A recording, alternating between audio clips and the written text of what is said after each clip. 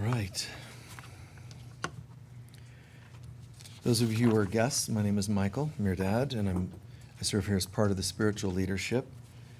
And as is customary, I'll ask what topics you would like me to cover today. Spiritual DNA RNA. Wait, what did you say over there? Unity. Okay. Go ahead. The truth behind darkness. Universal connectivity. Did you have your hand up? Okay. Home. Being home. Okay. Yep, one more. Integrating the masculine and the feminine. What's the first word? Integrating. Integrating. Okay.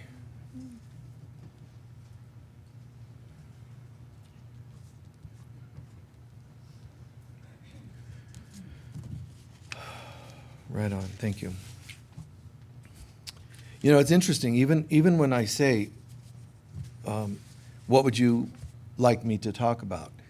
Even the question of what to talk about is something that comes to you. You think about what you would like me to talk about.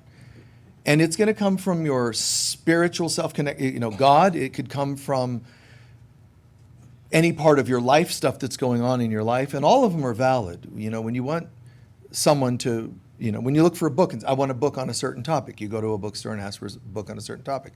Or I say, what would you like me to talk about? It immediately causes you to go inside to see what you would like, because the universe is saying, would you like something? Yes, what? So you order one flavor of ice cream or another when you're at the ice cream store. Or what you would like me to talk about, or what book you want to get. But it's interesting. How deep do you go to find out what you want for today? All of them are good. All of them are valid. If you said, how to deal with a parking ticket I just got, it's okay. I'll figure out a way to, God and I'll sort it out and bring in parking tickets. But how deep do you go into that? If you have, a child and you say, what would you like to do today? They tend to pause and think of it, and they go, into the deepest place they can go today as well. What would they like today? A lover of yours, what would you like? Is it just quick stimulus, or is it something deeper, in life, something more cosmic? I'm not saying we should try to feign being cosmic, that gets a little too much sometimes. You're like, just oneness with all creation. And they're like, this is an ice cream store. All I asked was what flavor, oneness, So, it's okay that sometimes that's not the answer that they're looking for. But something I teach when I'm teaching people about getting guidance, ask God to help you determine the question, not just the answer, even the question. And again, people might be coming from the most surface level, and that's okay. It really is, because that's where they're at right now. But it's beautiful, the variety ranging from truth behind darkness, the Essenes, universal connectivity, being home, integrating masculine and feminine, all these different things. This is where someone is at. If I only picked one, that would be, for me, that would be kind of strange. What's the point of asking you if I'm going to ignore you? So what happens is I take these and allow Spirit to sort of put them in the blender and let something come forward that really makes sense. One of the words, unity, unification. We're in heaven right now. Some part of us, this divine part of us is plugged in. Kind of like, imagine a cord being plugged in over there. It's an extension cord. And over here, we can plug other things into it. Well, we get caught up in what we're plugging into the cord. This is my blender. This is my hairdryer. But that cord, there's a cord that's plugging you into something else. You think you're on planet Earth with a blender and a hairdryer.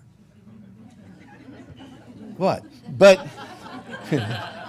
but the cord is plugged into God.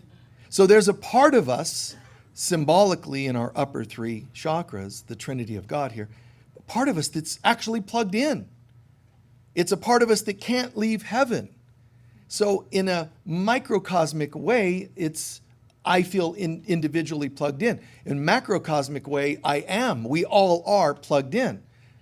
So it's so interesting, so intriguing that on earth, we're only identifying with our three lower centers. What are you? Well, I'm a person. Describe yourself. Well, this is my skin color and this is my height and so on. Isn't there more than that? Well, yeah, I have emotions of happiness and anymore. Well, I think, and I like certain books. You're telling us about your physical, emotional, and intellectual trinity, which is okay, but none of it's real. It's only a temporary thing, your personality, your being, that you zipped up for today. So it would be so strange if we wore the same shirt every day and said, this is who I am.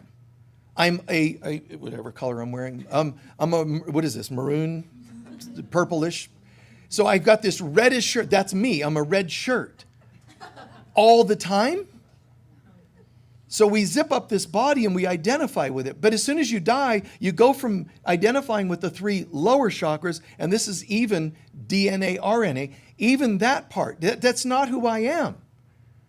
You're determined by your DNA. No, I'm not. I am as God created me. So divine.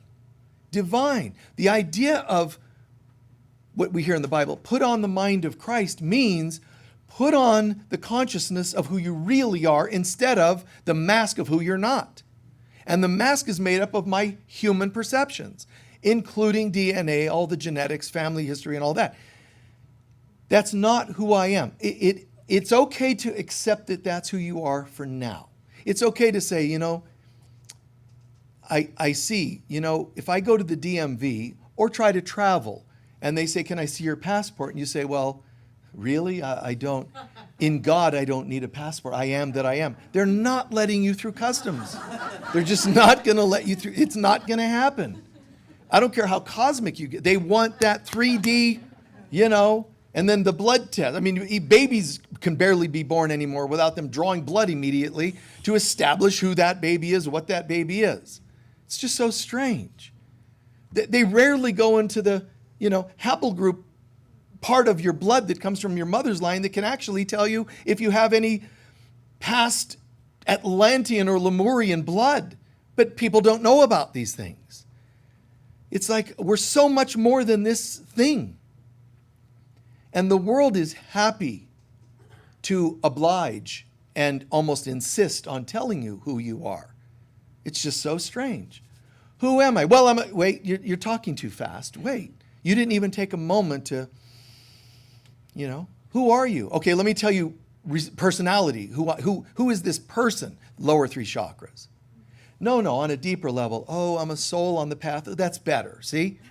That you're going deeper inside of, who you really are. There are 3 levels of getting guidance or of experiencing love. There's really 3, so many things break down to these 3 layers or levels. And one of those is divine. One of them is the soul level. So guidance and love can be experienced divinely or on a soul collective level or humanly. And as is typical with everything on this planet, it tends to be, everybody goes to the lower self to find out anything. I got to get some guidance. Well, where are you going to get the guidance from? Well, I'm going to ask a person, a friend of mine. See how surface level that was? Okay, I'm going to get guidance based on my emotions. My gut is telling me, you're nothing but a stomach? You're going to go in and ask your stomach like it's sitting on an altar going, this giant stomach on an altar, telling you what to do today. Your gut, is that what you mean by your gut? Can't you go deeper than that? I let my emotions guide me. Oh, poor you. That's a roller coaster ride. I would hate to have you as my parent with your emotions guiding our lives. Or it could get a little deeper. than emotions? What about your past life memories? That's a weird one to get guidance from, unless you had some good ones. If you've had some devotional past lives, it could mean you're bringing through devotional decision making today. That's actually healthy. But a lot of people, past life compulsions from past lives that say, I've been betrayed before, so my decision making today is partly based on having been betrayed. That's not God. Well, but it protects me. Well, it protects a part of you that partly knows who you are and partly doesn't, in a world that you partly exist and don't exist. So if that's stellar for you, then go for that. Just let those human parts guide you. I can't help what I do in my decision making. I have a certain addiction, but I got it from my mother or my father. Genetically, it's proven scientifically. It's not my fault. It's my parents and genes. Okay, so again, you're identifying with this lower self. But it is a part of me, this lower self. So is it evil for me to do that? No. To err is human. But to not do this is divine. So we have 3 parts of us, 3 layers from which we get guidance. And the worst part about it is any layer of your human self that gives you guidance, emotional, intellectual, physiological, whatever it happens to be, is coming from the part that thinks you're separate from God. Because my human self thinks I'm separate. And mind you, when I say the human self, I'm talking about the self that has been hijacked by my ego. In each of us, there is divinity and there is fear. Some people, even recently, I think in one of our Facebook groups, we had a conversation, somebody's saying, no, God is duality, God is fear. And no, it isn't. And then the Bible tells you, one of my favorite lines in there, God did not create fear in man. If God didn't create it, it can't be real. Because what God creates is eternal, and that's what establishes whether something's real. If it can't last forever, it's not real. You see? Well, wait. What about my cat? Don't tell me my cat's not real. It isn't. It isn't. Your cat is an eternal being, but not its furry little self. It's going to die. No, don't say that. Well, I'm sorry. Did you think the damn thing's going to ascend? It just sits there chanting. And because it does circular breath, it's going to just leave. Which, by the way, would still mean it's gone. Your thing called your cat is not eternal. So the thing you think you love, it's color and it's so, and it comes running to me, always loves me unconditionally. That thing's going to die. The part of it that's eternal is the part you can't see. You can only feel. So the things of this world, that the human beings say, I want to get guidance from my human self. That's the part that thinks it's separated from God. Not a great guide, because it's always going to be trying to make things make sense and trying to, and what's worse is it'll generally, the guidance from self, gives you a carrot, just enough to make you think it's worth getting guidance from your human self. I don't really need any advice. I know how to, See, that I know already, I already know everything I need to know. I'm just such a bright human being. There are people living like that, and, it's not a good guide. There's something else. So there's the human self that can love or get guidance. Both of those topics, for that matter. Getting guidance or love can come from a human self. The human self can say, I feel kind of lonely, and so another broken human, lonely human, separated human, I just feel magic between us because you're both broken. So you're like, I'm missing an arm, I'm missing a leg, let's get together and, we can, I'll help you hop, whatever. I'm sorry, I don't, anyway.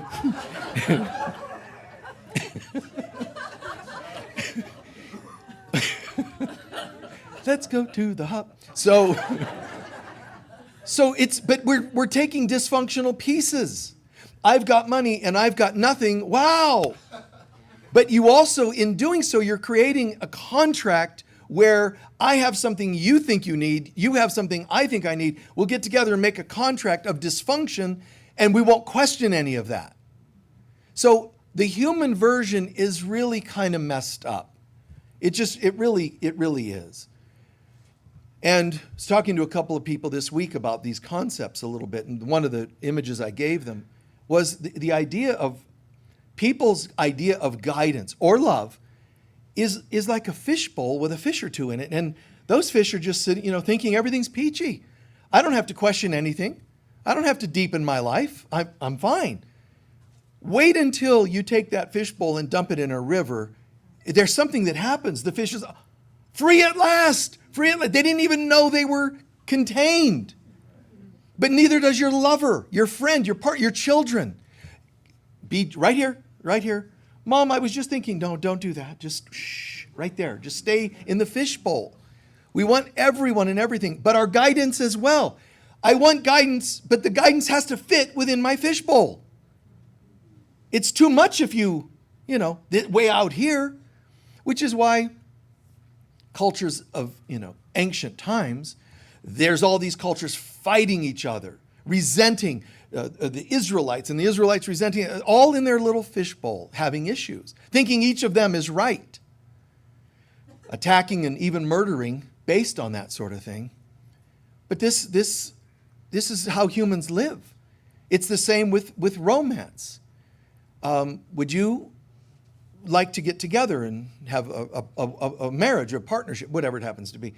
What we're really saying to people is, as long as you fit within my fishbowl. If you are like one of those river people, no, you're too free. You got to fit within my fishbowl. It's a strange analogy, but it really does fit. Pour it in the river and there's life. Pour it in the ocean.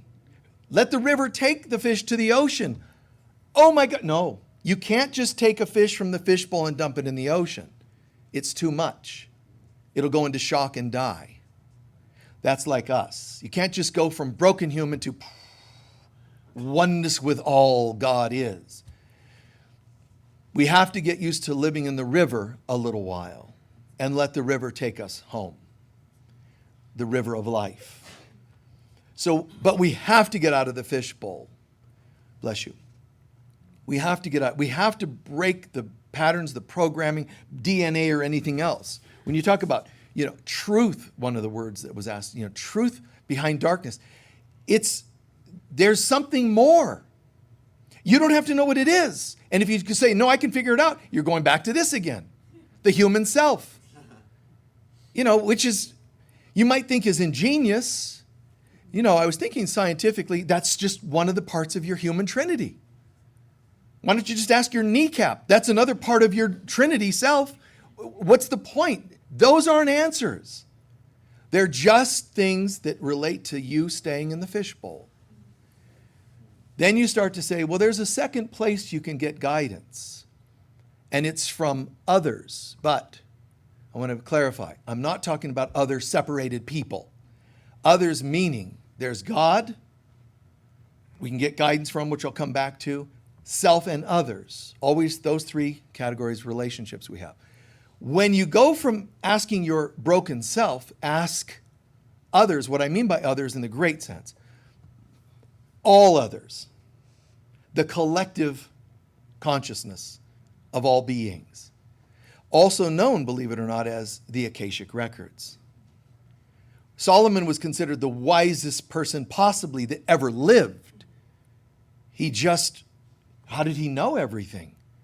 How did he do like we do here? Just boom, here comes the channeling. I don't channel my kneecap. I don't stand here and channel a deceased grandmother. That's not what I can't. I won't settle. Can I go to the ocean and channel God? Well, many of you people would say, Michael channels spirit, which is true, but not exclusively spirit. In between self and spirit is the collective. Part of what I do, and some of you would say you do in your work too, is you're really tapping into everything, everyone. If you're intuitive, that's the heart chakra. That's not the lower trinity. The heart is our presence with everyone, our connection with everyone. So Edgar Cayce was reading the Akashic Records. How was he so accurate? Because he was reading the mind's consciousness of all that has ever been. So he could know all past, present, future. And the same goes for Solomon and others, Melchizedek, other historic characters in the Bible, and people, of course, not in the Bible, that were able to say and open up to the all. A mom should know her children on this level. She should know what they need, not based on what she was taught on how to parent by her parents. That's programming again.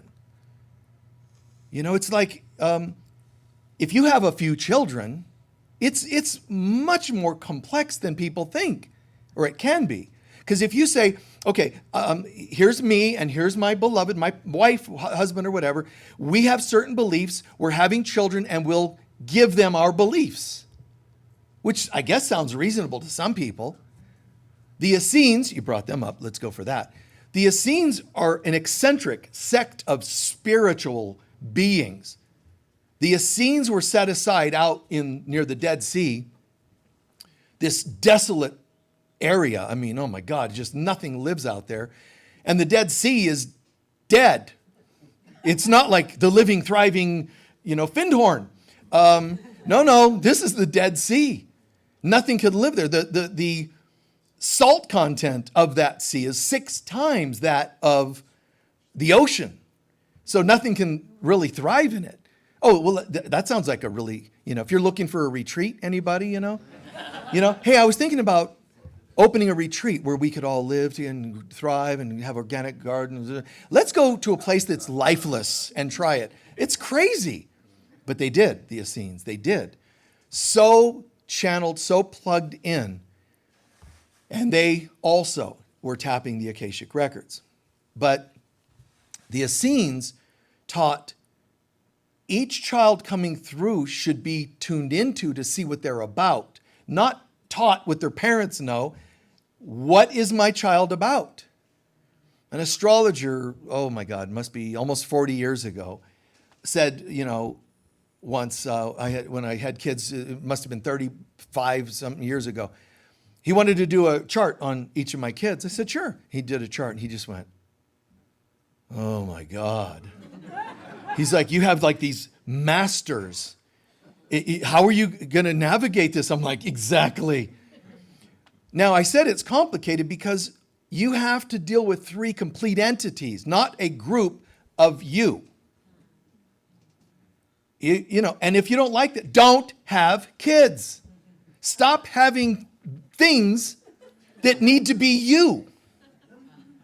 Come on, you're experiencing something miraculous.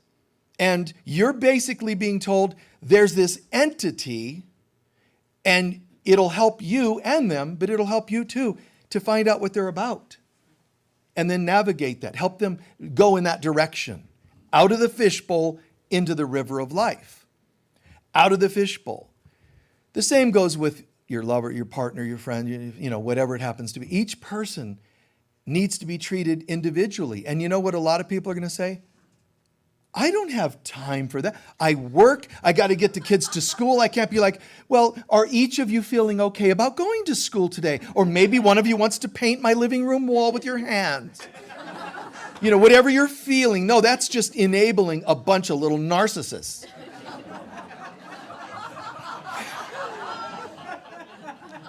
So it's okay to say, but it's my house. Here are parameters, okay? Even the river has banks. So we're going down the river, but, tune into each. If you can't, don't have even one. If you can't, take time to ask their soul, what are you about? Ancient civilizations would ask the soul before it's born, what do you want to be named? And the child might say, I'm still, trying to figure that out. And the parent would interpret it from their head. Today, especially, well, I'm going to name you Joe the Third. Just keep passing a dysfunctional member's name down to other children. It's like, what's the kid about? What are they about? So you tune in, and the child might say, don't know yet. And, what you might do, because you hear that guidance from the kid, and you go, oh, and all the people gather around so that there's the christening. The child shall be named Clueless. Clueless. Namaste, Clueless. You have to be patient. When my oldest daughter was a couple years old, and remember the little plastic phones, ding ding ding, and they're not in my house. No, she actually talked to people on that plastic phone. She did. So one time she's talking, and I walk in the room. I'm like, oh, and she's like, talking, and I'm like, hey, honey, who are you talking to? The angels. And I said, oh, okay, cool. What are they saying? Another baby is coming. It's in mommy's tummy. Oh, no, I didn't. I didn't do that. I'm like, oh my, And I said, is it a boy or a girl? She said, they said it's not decided yet. I mean, she had these details, on the plastic phone. Beautiful. Now, we can generically say God was telling her. That wasn't God. It is God because it's love, but it's coming through angels. See, I can sing you happy birthday right now, and it's me singing to you. But if I come from the right place, you could say that inspiration to sing happy birthday to you did originate in God. We could say that. But it doesn't mean literally the almighty God of the highest is just singing happy birthday to you right now. It's the love behind it. So guidance from God is unspeakable. Guidance from God isn't like the collective or the individual guidance. And it's the same with love. Love from God is not the same as soul level love or human love. We would like to call it all God. Oh, God's telling me that I need to buy Fruit Loops instead of Pebbles, whatever cereal people eat today. It's not God saying, yes, Fruit Loops, man. That is not God. You could say it's behind the guidance, but it isn't direct, just God's mouth to your ears, and God likes one brand of cereal more than another. It's unspeakable. God's guidance is a feeling of love, peace, joy, oneness. Even saying the words immediately starts putting it in a fishbowl. Because if I say, guidance from God is inner peace. Oh, yeah. And your head starts categorizing what inner peace is. You have a fishbowl and you put a label, inner peace fishbowl. And you make God fit into that. It's better to say, I don't know. And then what? Buddha, tell us, what is God? What is heaven? And Buddha just went, as soon as I speak it, it takes it out of being what it is. And that doesn't mean don't connect with God. That doesn't mean that at all. It means, are you willing to get out of the way and feel what God would like to download to you today? Oh, yes, lots of information, please. God isn't about information. God could be about the desire to help you in your life. Your soul then interprets it as information of a high frequency. And then the human self goes and reads it in a book and says, a book said, the origin was, I want to remember God. The soul says, how do we take that down to the human level? And then the human self manifests picking up a book and reading a book. So you could say reading this book was a guidance from God, but that's really stretching. It started as that, but it didn't channel all the way through because it would not have had anything to do with picking up a book or reading my genetics. It would have been shut your eyes and listen, which involves get out of the way. If my prayers and meditations don't include get out of the way, you're setting yourself up for filtering what would otherwise be tranquility. And we might also think guidance from God and love from God is kind of impractical. It's just like so out there, surreal. Oh, the love of God. Well, how does that help me now? I want somebody to snuggle with. Where's this going to help me? Okay, so I feel a little better about having no love in my life because God's giving me this wave of peace. It's like A Course in Miracles. It's a weird book because here's this book is telling you it's amazing. It's material. People are talking about Course in Miracles. You either read A Course in Miracles, studied A Course in Miracles, or you've studied with a teacher who studied A Course in Miracles. It's in everything, whether you know it or not or like it or not. It has influenced all thought systems to one degree or another.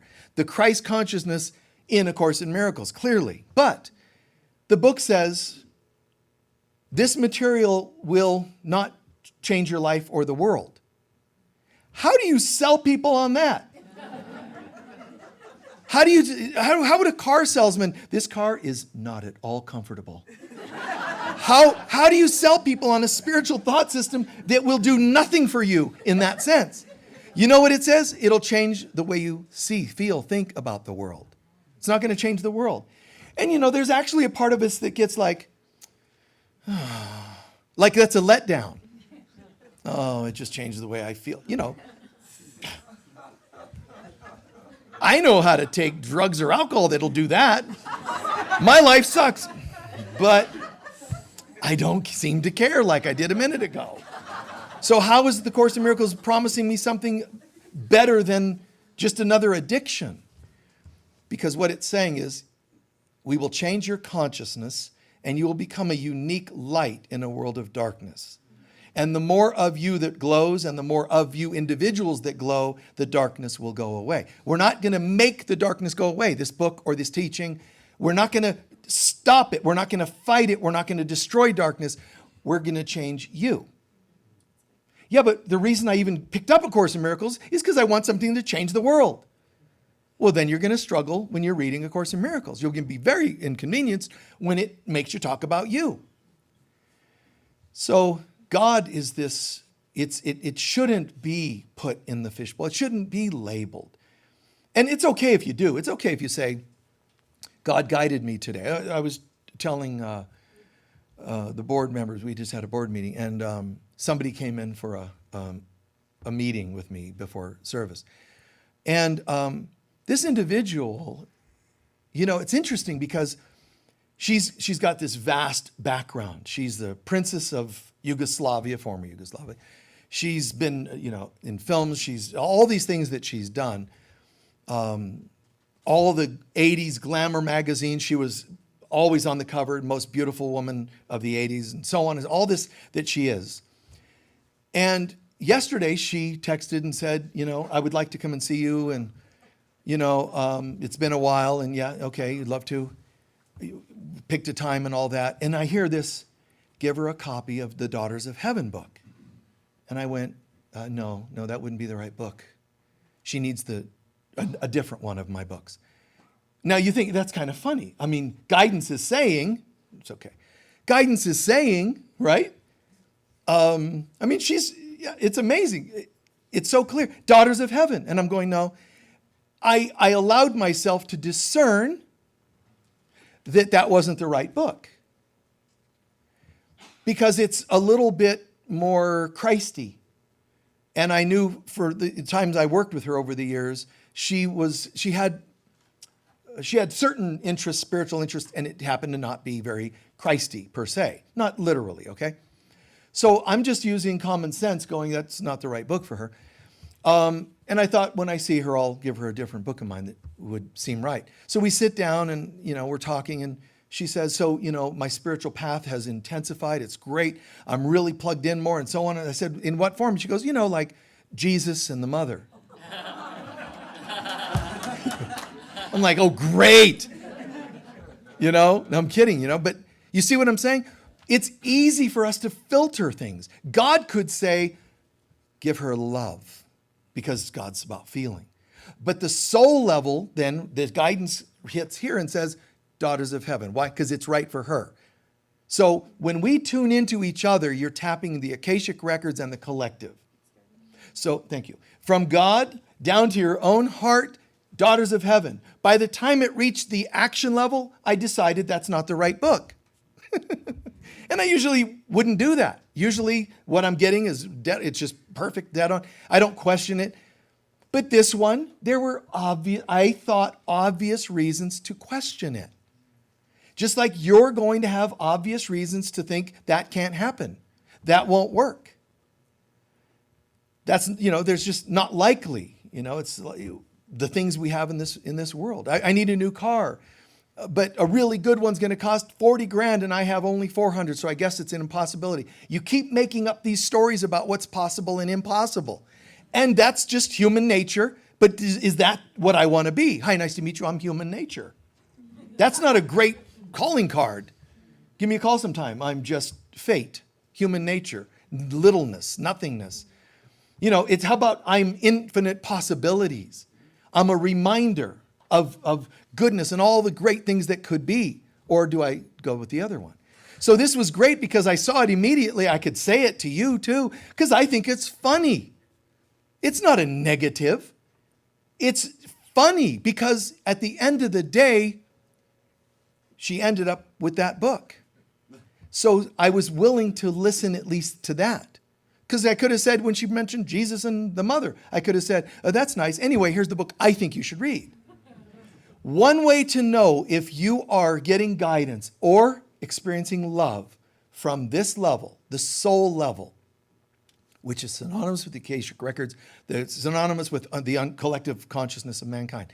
One of the ways to know is look at your track record of advice you give people.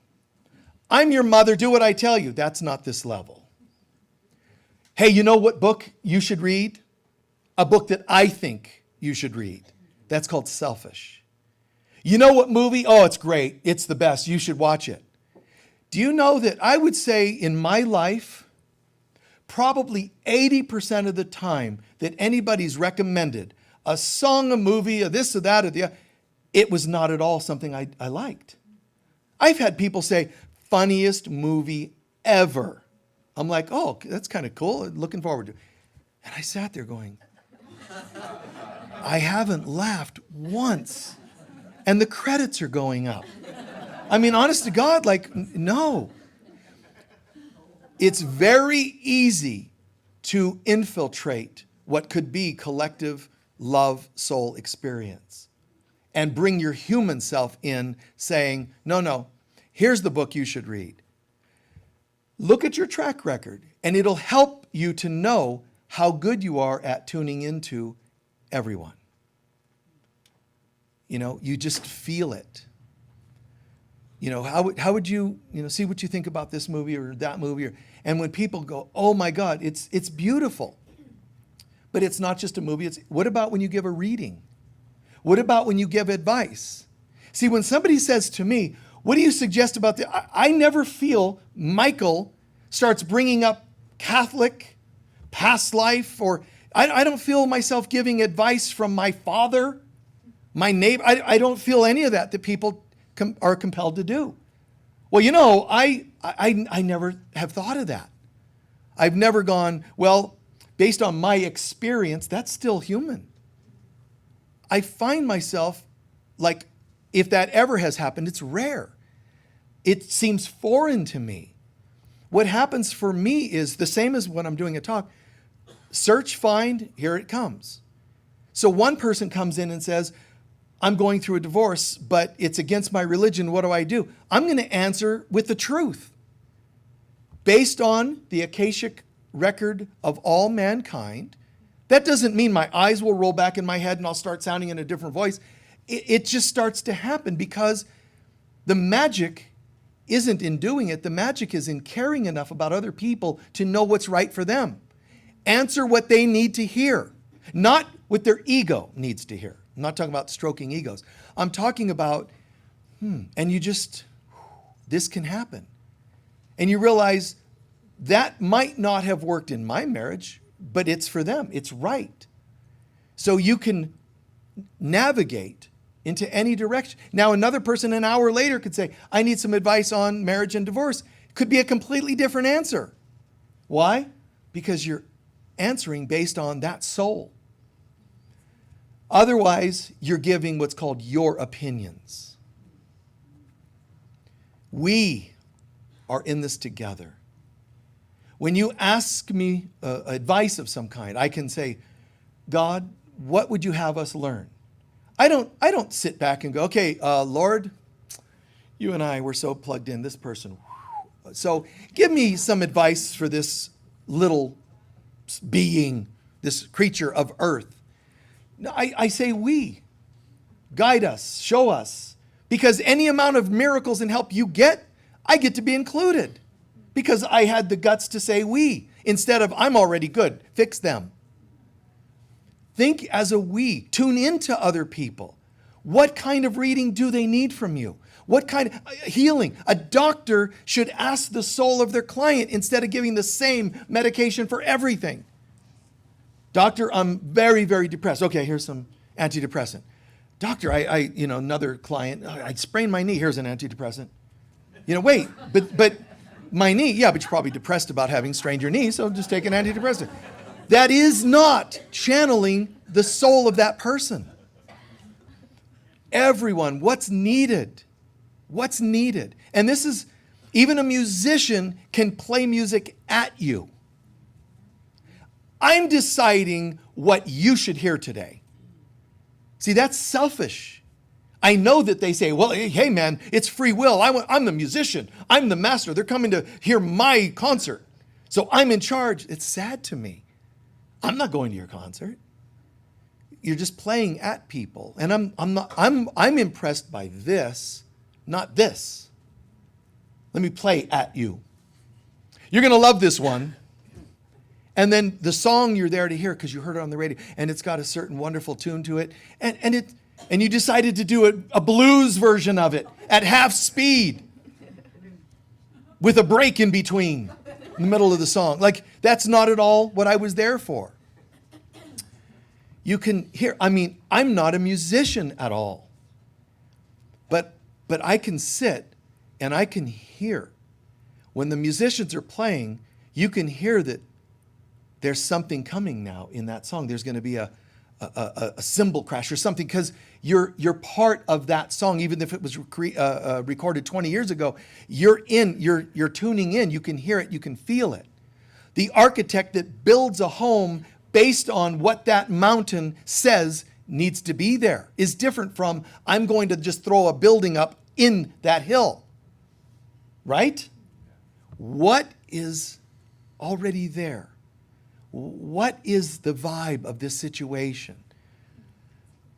A client sits in front of you talking about their life and the same exact issues for 10 clients, let's pretend. My response would be different for each one of them. One I might hold while they cry. Another I might just take their hand. Another might be advice. Another might be a reading in past lives and how this came about. I don't know, nor do I care where it's going to come. It's this. It doesn't matter if it's the hand or it's the past life. You're doing what's needed in the moment. So love on a soul level, the fishbowl level, the human level, it's fine. There's just these two, and they think they're blissed out. Pour them in the river and they're like, wait a minute, somebody's been lying to me, man. There's life in the river. The bowl was just the bowl, and I could just see these humans, bam, bam, bam, bam, on the glass, which kind of hurt my ears. So I had to put my fins over them, But think about this. It's like, that's okay, married, and, everything's going to be fine, and we just go through the motions. But then why is the divorce rate so high? Highest in history. Why is it the way it is? Why do people cheat? Why? Because deep down, they're saying, on some level, I know I'm stuck in a fishbowl. That doesn't mean they don't have any love for their partner, but they won't know it fully while controlled. They need to be able to talk. They need to come to each other. Who are you, by the way? I'm the really good blankety blank that you married, that you wanted me to be. You picked me because I'm like this. Yes, exactly. But yet never saying, but let's risk this. Let's pour this relationship into the river. Oh, no, wait a minute. Because I'm a goldfish. You might see a, trout and go, that's a nice looking trout. I don't want to be, I don't want any goldfish wife of mine. hooking up with a trout, you know? And it's for your own good because that trout could be a barracuda, so I'm saving you. Let's get back in the bowl. So it's, I don't know where all this is coming from, man. It's just, the collective is a little weird today. But think about this. What is the name of that child? And the Essene said, find out who the child is, what they're about. Parents going, I don't have time for that. Everybody just needs, and you think you're going to be like the partridges. I'm walking and you just walk in a straight line behind me. What if one of them isn't an accountant walking in a perfectly straight line? You're going to have an accountant. You're going to have another accountant. Then you have a third child and they're like, I just want to be an artist. And they're the little partridges left and right. Get in line. I can't. I can't even see lines. I just feel, and it's twirling and whatever. Don't get into a partnership if you can't consider the other person. I don't have time for that. Just be what I married you to be, which is okay if that's what you're doing. If that's what you're doing, hey, that's whatever. I'm saying, but there's a river.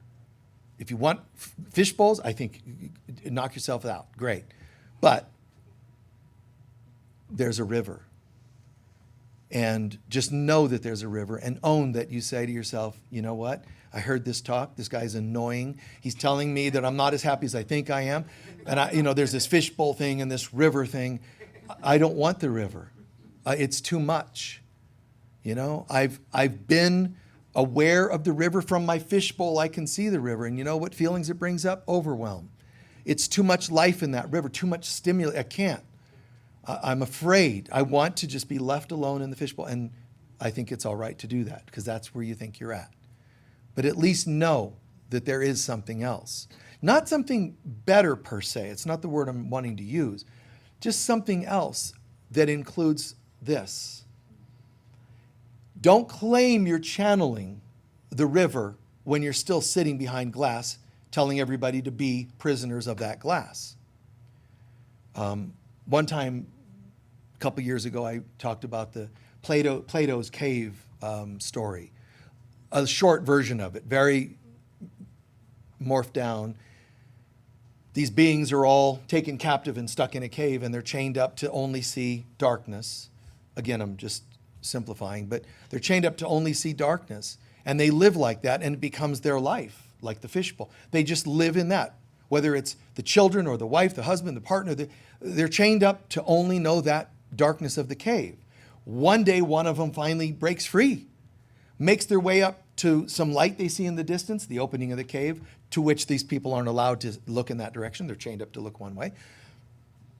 Makes its way to the light, finds out, goes out, investigates.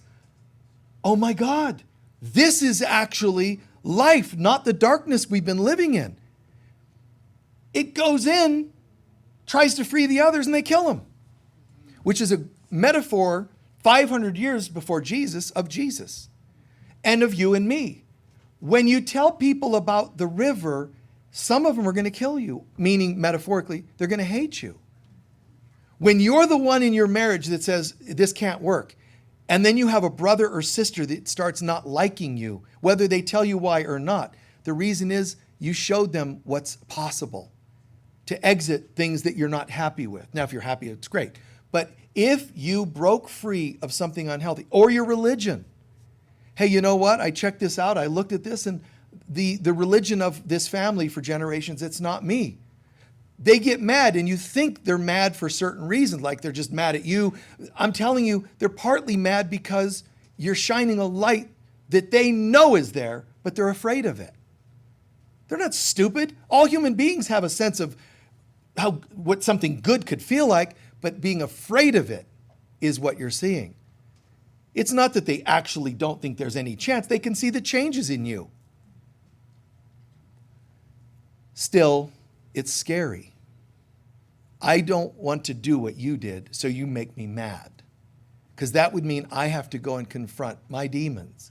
I have to go home and say to partner, 20 years, 30 years married, can we connect at a deeper level? Can we talk more? You're just stirring things up. I shared this little snippet some time ago, but I remember when at the dinner table, it was like a holiday dinner, and my brother was there and his wife and so on. And she's trying to talk to him. She has real issues with my dad, which anybody with a brain would. So she has major issues. He doesn't like her because she's talking about out the fishbowl. On Christmas, there's an exact way that you do Christmas. There's a certain time you put up the tree, a certain way you decorate it, a certain position in the house. I mean, he's so not Christmassy. This is like weird. It's like Satan on Christmas. It just doesn't, his level of hate and whatever was so there, but he rules. And she's like, no. And one day she had the guts, man. She changed it all up and did her house the way she wanted. And he shows up, now wait a minute. She goes, no, we decided to decorate it the way we wanted. I'm out of here. And he would refuse to enter their home during the holiday, which is great. I said, you're much better off. So we're sitting at the table and the topic came up. He's not at the table, my brother and my sister-in-law. And she's saying, no. And, you just have to speak up sometimes. And my brother's, oh, you don't understand. And he's coming from this fishbowl. Get in the fishbowl. And she's like, but I saw a river. Ignore that you saw the river. Get out. And I go, I think what she's saying is that even though she loves and respects your dad as your dad, to my brother I'm saying, she doesn't really know how to connect and still be herself and still be, and I give her that. And you know what she said? Exactly. That's what I'm trying to say. She says to my brother, he turns and looks at me and goes, you know what your problem is? You're in touch with your feelings. Those are exactly the words he used.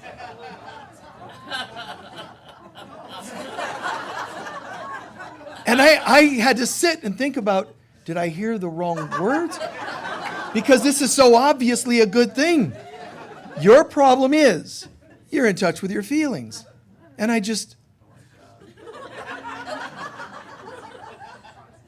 had to put on a universal translator to figure this out. And I thought, no, he's actually that dense. And he was just dense. One time he looked at me, he said, hey, Michael, what can I say, man? I'm a primitive. That's what he called himself. I am a primitive. It's the strangest dude. Strangest dude. And when he laughed, he'd just go,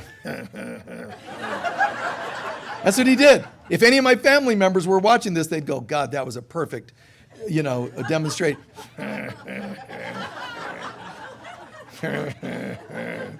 It's just the weirdest thing. Density, man.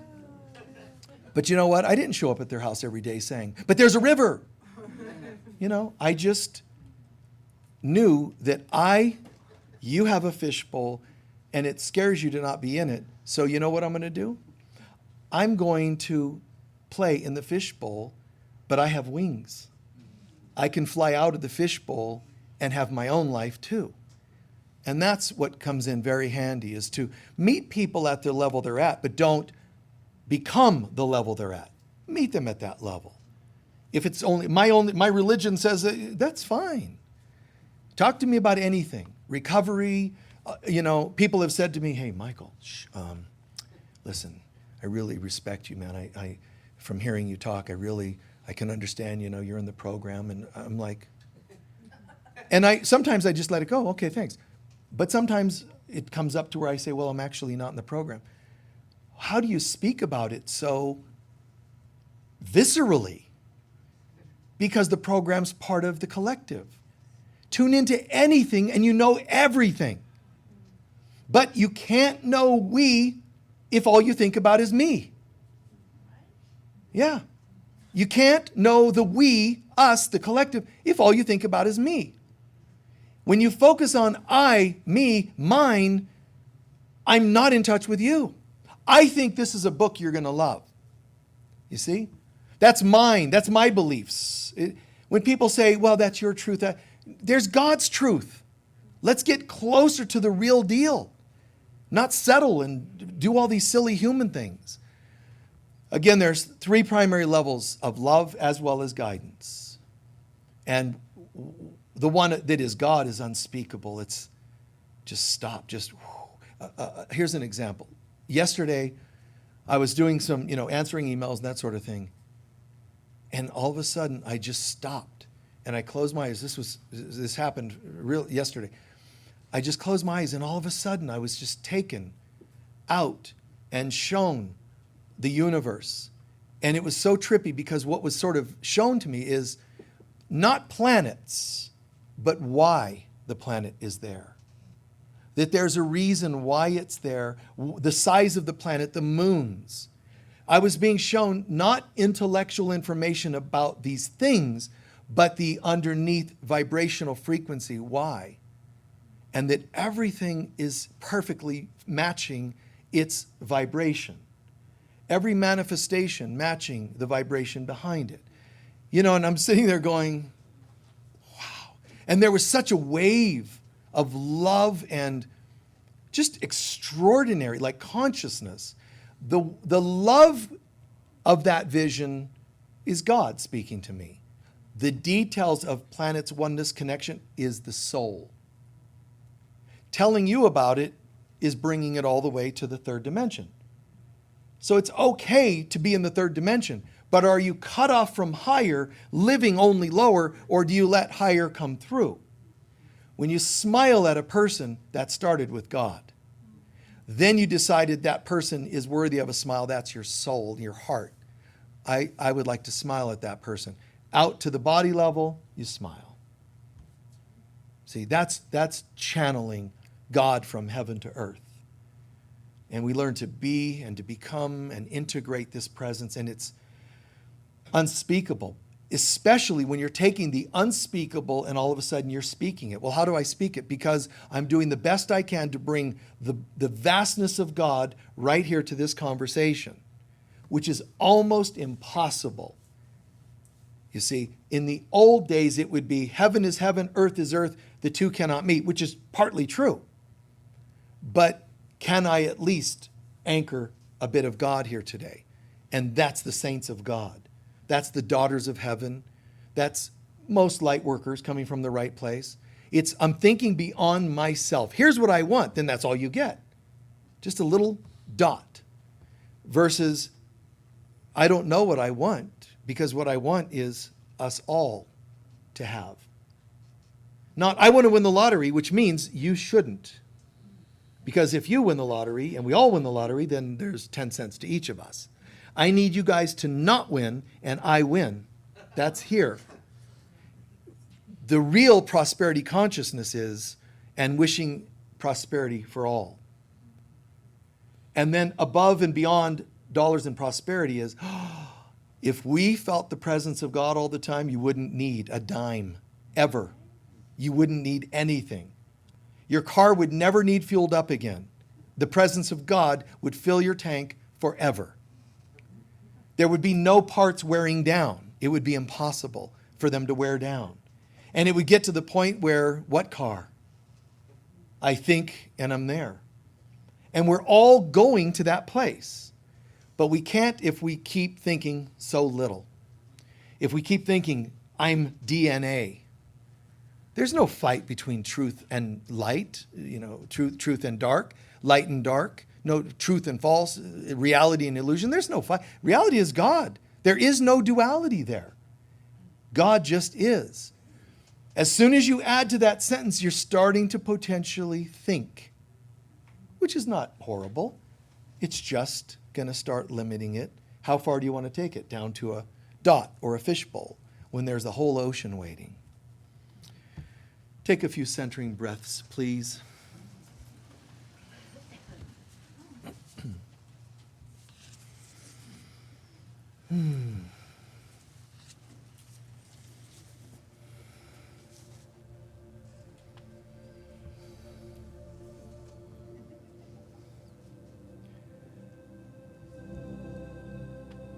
Just, wow.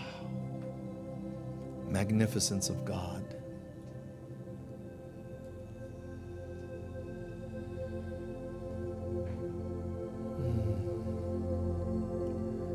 perfect selection of music.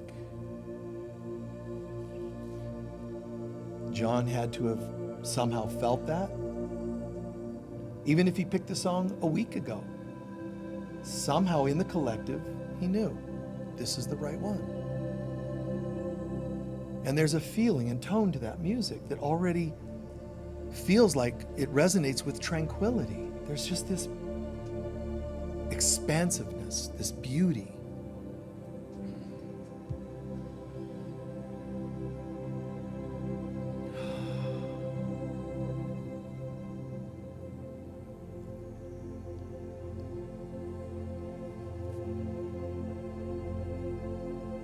From the world of genders, decision making, bill paying, challenges with relationships, programming and patterns from family, past lives, and so on. There's all that. It's all part of a dot that is not what I am. It's not who I am. Father, Mother, God, I get it. I've been living as though that was me. So strange. I've been giving my partner just this dot of an identity, of a personality, which means a dot of my love. I thought it was all my love. No, it was only ever an opinion, a limited expression. My love who's passed on or currently with me, one that I loved and divorced. It doesn't matter, all of them. Even when I think I have loved fully, it was still coming from my limited beliefs. I'm glad I had the intention. I'm glad I experienced something of love, but I knew nothing.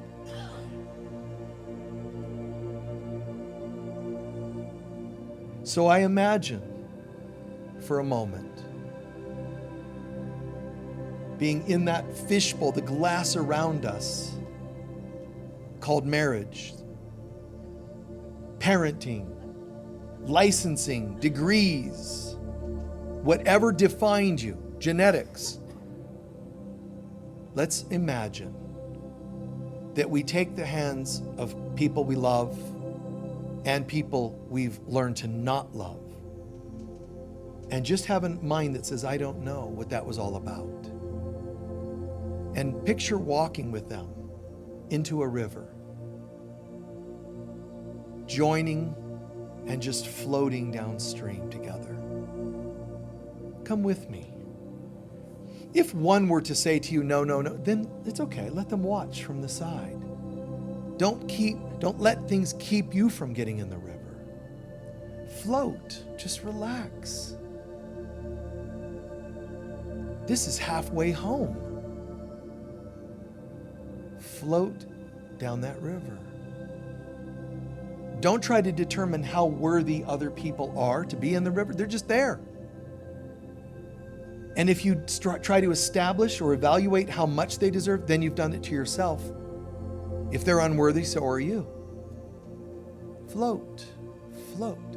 I am feeling so good, I don't even have to think about people I once felt bad. Because I feel so good. I'm just, wow.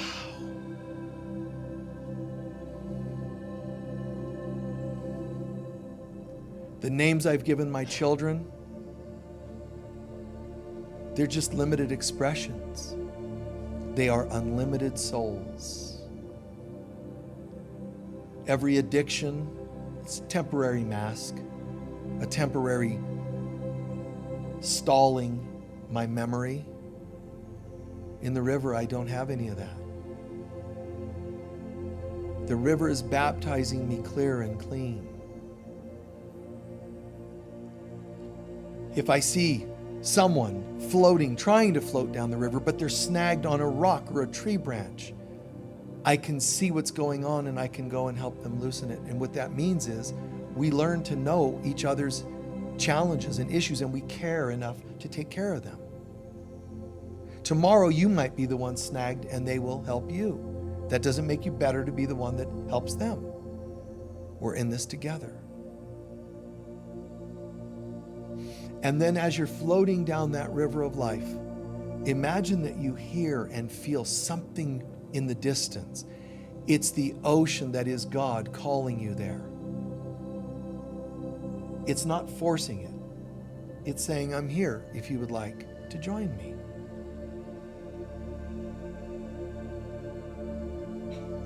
Stay in the river or float on through to the ocean.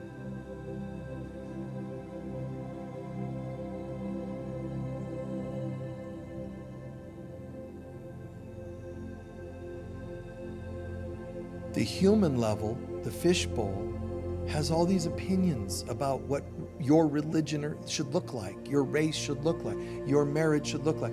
The river, it's freeing. It doesn't mean you don't have any guidelines or integrity. It means the labels.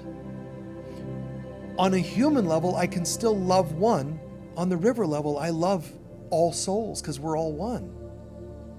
And in God, there's no I love others. It's just absolute, unspeakable love.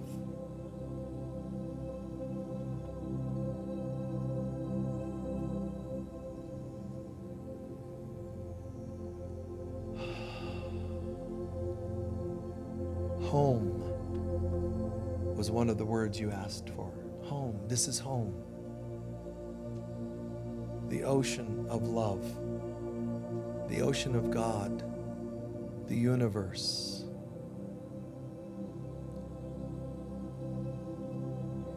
Even our opinions of what the ocean is, as soon as an opinion comes in, I'm attempting to limit it. The ocean is actually a earthly version of the whole universe. And the whole universe is just an image, a symbol of the consciousness of God that I am. And we close, Father, Mother, God, I'm so grateful in this state of your presence. I'm so mind blown.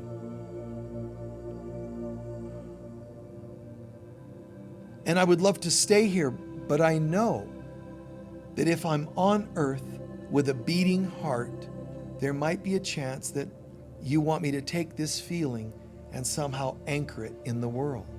Show me, Father, Mother, God. Show me, Divine Mother. Show me, beloved Christ. Show me how to take this into the world and not lose sight of this. I'm done living in the duality. I'm done living in the either or, totally blissed in God or stuck on this planet. No, show me how to anchor your light here, now, and always. Show me how to be your presence. And if days come when I'm not feeling that presence, send quickly daughters of heaven to remind me. Send your angels.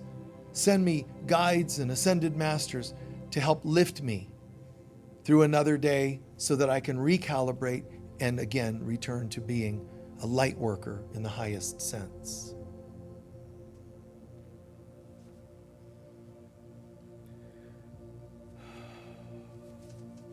And so it is.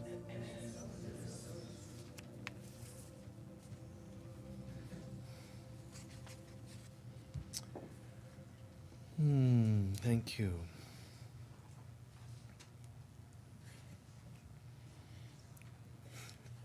Just get a box of Kleenex for her. Good. Very good. Take a moment to integrate.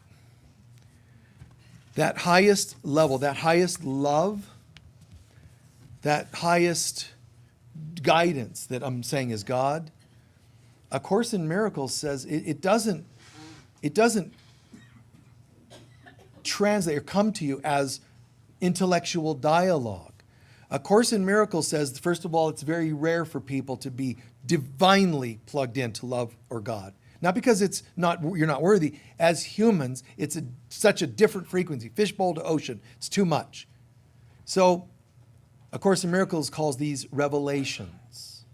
Moments where you're not getting this, you're getting this.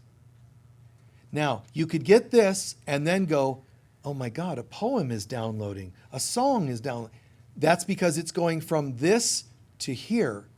The song, the lyrics you're choosing are for us. You're tapping into, when you tap into God like that, it enters the soul level, and now it becomes a book you've written. See, I could say to you, God channeled a book to me. That's true. If I were giving more detail, more specifics, I would say God channeled its presence. It translated here as a book.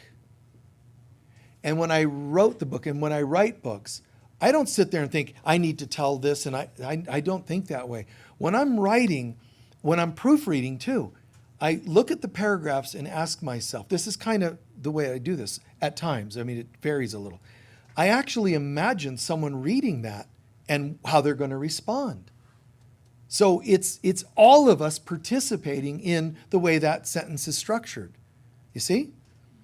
And some people, I can't be thinking about that. Oh, well, that's okay. Then you are writing a book for you. You see? Writing a song for you. You did it for you. The more we learn to think, consider everyone, the more you're able to reach everyone and love everyone and speak to everyone. We're going to take up our collection and do our closing prayer. Our prosperity prayer, please, our prosperity blessing. Together, please. Divine love flowing through me blesses and multiplies all that I am, all that I have, all that I give, and all that I receive. And so it is. It'll take just a minute or two and we'll do our closing prayer. I want to say something real quick. I mentioned in the talk this gal that was here today, who she's got this vast background of all this great stuff. She's like the cousin of, she's a relative of Queen Elizabeth and a cousin of Charles, and she's tied into the royal family. All this great stuff. One thing I want to add to this, despite all this stuff, the most beautiful woman in the world, all these glamour magazines are calling her that, all this stuff, and one thing she's come to, she's telling me, Michael, she's realizing, I thought I was here and that was me, the fishbowl. That was my identity. Here's what she said. After working with you, we've gone on this journey, and you've taught me so much about things, including trauma, sexual abuse, and things like that. And we worked a few years ago on this a lot, and I gave her advice, some that she could hear, some she couldn't at the time. Now she hears it. But my point being that with all her background and all the stuff, you think there's my life, my background, now I'll just retire if you can. And she realizes she did this documentary about a cult that was trafficking girls and so forth. And she brought this whole cult down. It was huge. And she brought this cult down. She's like, Michael, I'm just this woman. How did I, broken fingernails aren't allowed. She got in the trenches and she did that. And I said, do you see, we come into this world, and once we're here, we start labeling what we think we are. I'm a princess, I'm a this, and whatever you are. I have money, I don't have money, I'm a single person, not. I said, but you had a purpose, and it was to bring healing on the topics that we just mentioned. You had abuses when you were a child, and now it went full circle for you to be able to bring healing to others. But not just in the form that we talked about and worked 5 years ago. It also went to another level because her own daughter was pulled into this. And she had to go finding the daughter who was trafficked and all that, find her, do an intervention, get her out. The daughter is still, years later, not all clear yet. So I'm very, very proud of her to go from a level of prestige and royalty to in the trenches, how to help girls, how to help people heal, how to help people. And think of the same for you. Your soul's purpose isn't this fishbowl. That's just what you're doing. There's a beingness that's further back, and it's stored in here waiting for us to find out what that is. That doesn't mean it's always grandiose. It could be just being a wonderful nurturer. It doesn't always have grand level names, but just trust. When you surrender your life, your soul, your heart, soul to God, God will say, thank you. Now let's start doing this and this. And even the worst things you've been through can be taken a different direction where your voice, your service, your work is going to be altered for the greater good. Does that make sense? Can anyone share what they learned or heard today that made the most sense? Yes? Yes, trusting in God allows us to get into the flow of the river on the way to the Right. courage. Trusting in God is kind of like getting into the river on the way to the ocean. Absolutely. We love Yeah. Yeah. Yes. I really love the imagery today. The imagery. Fishbowl, the river to the ocean, and how we self-impose ourselves to be in a fishbowl. We Yeah. go to the river and we get all excited. We leave here. I'm in the river. I'm in front of the ocean. Right. It's like, bam, bam. Right. So, like, there's just so many good visuals. Yeah. Thank you. And reminders. Yeah, the fishbowl symbolizes our own limiting beliefs and attachments. Even if you could taste the river for a moment, your own belief systems can thrust you back to the fishbowl. Yes, yes. Meeting people in their fish bowls and remembering how to wings. Yeah, that's a good one. Knowing that you can go into the fishbowl with others at their level, but you have wings and you can fly out. It's like outside the box. Who said, the goldfish are allowed to have wings? Who said they couldn't? You just have to believe you're not just this, and you changed the outcome. Yes.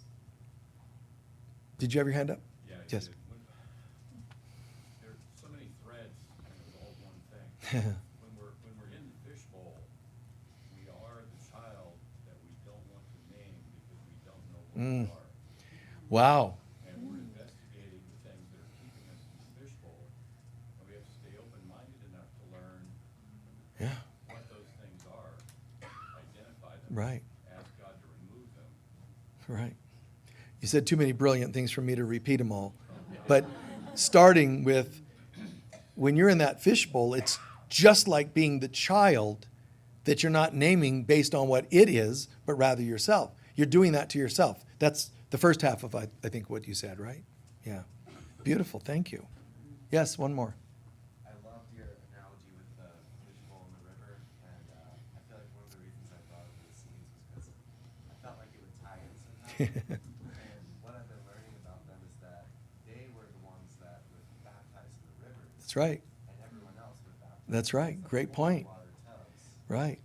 But it's this idea of returning to the Yeah, and it's great you brought that piece in. The Essenes taught, you ask the soul, taught that tune in, do charts, astrology charts and so on. Do charts on these kids to see what they're here to do and then go off of that, which is why they were also called the school of prophets, because they would know which beings were coming in to become prophets that would help keep the people of Israel in particular, but also the whole world, on track.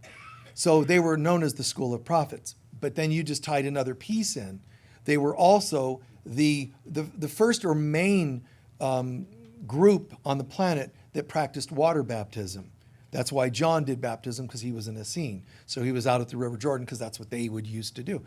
But it was supposed to be kept a little bit amongst themselves. And he said, no, I'm bringing it out to the people. So some of them got upset with him for saying, no, this is for the whole world. But that's exactly right. Here he is in the river. So what's that symbolism?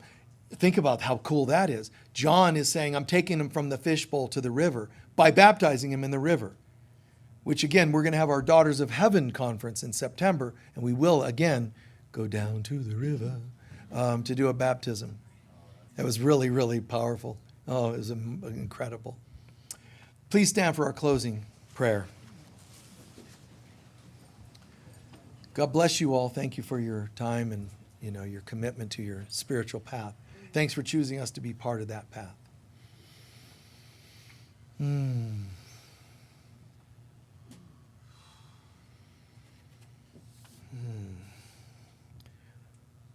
a state of gratitude, the light of God surrounds us. The love of God enfolds us. The power of God protects us.